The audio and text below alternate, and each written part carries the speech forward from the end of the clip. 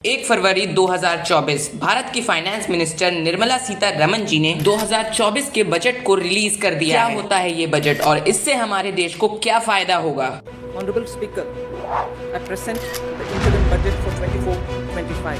ये भारत के विकास का अमृत काल है। दोस्तों, हर साल 1 फरवरी को भारत का बजट अनाउंस किया जाता है, जिससे हम समझ सकते हैं कि सरकार की इनकम क्या है और सरकार कहां पैसे खर्चती है और उनका विजन क्या है। तो आखिर बजट होता क्या है? सिंपल लैंग्वेज में समझाऊं तो सपोज आप कहीं घूमने जा रहे हो और आप सारे खर्चों की एक लिस्ट बनाते हो। उसके बाद आप देखते हो आपके पास पैसे कितने हैं, यानी आपका बजट क्या है। 1 फरवरी 2024 को रिलीज किया गया बजट एक इंटरिम बजट है। अब इंटरिम बजट क्या होता है, चलो बताता हूं। जैसा कि हम सब जानते हैं 2024 एक इलेक्शन ईयर है। जो बजट इलेक्शन ईयर में प्रेजेंट किए जाते हैं उन्हें हम इंटरिम बजट कहते हैं। इंटरिम यानी अंतकालीन, यानी 2 काल के बीच, यानी 2 सरकारों के बीच। इस समय जो भी पैसा सरकार के पास आता है वो कंसोलिडेटेड फंड ऑफ इंडिया में चला जाता है। फिर इस फंड में से ही सारे खर्चे किए जाते हैं। अगर इस फंड से सरकार को पैसे खर्चने हैं तो उन्हें पार्लियामेंट की अप्रूवल की जरूरत है। इलेक्शन के बाद जो सरकार आती है वो जुलाई में फुल बजट को प्रेजेंट करती है। फरवरी से जून तक के इलेक्शंस के खर्चे, रेलवे जैसी मिनिस्ट्रीज चलाने के खर्चे और सरकार चलाने के खर्चे यही इंटरिम बजट से लिए जाते हैं। इंटरिम बजट को एक तरीके का टेम्परेरी बजट भी कहा जा सकता है। एक बजट सरकार को पूरे फाइनेंशियल ईयर में पैसे खर्चने की अनुमति देता है। 1 फरवरी 2023 में जो बजट पेश किया गया था वो 2024 31 मार्च तक के लिए ही था। सिर्फ इस बार इलेक्शन होने से रिजल्ट आने तक जून का महीना आ जाएगा। इस समय में खर्चे कैसे किए जाएंगे इसको डिसाइड करने के लिए इंटरिम बजट इंपॉर्टेंट है। गवर्नमेंट चाहे तो बजट के थ्रू कई डिसीजंस ले सकती है, जैसे कि सब्सिडीज बढ़ाना, फ्रीबीज बांटना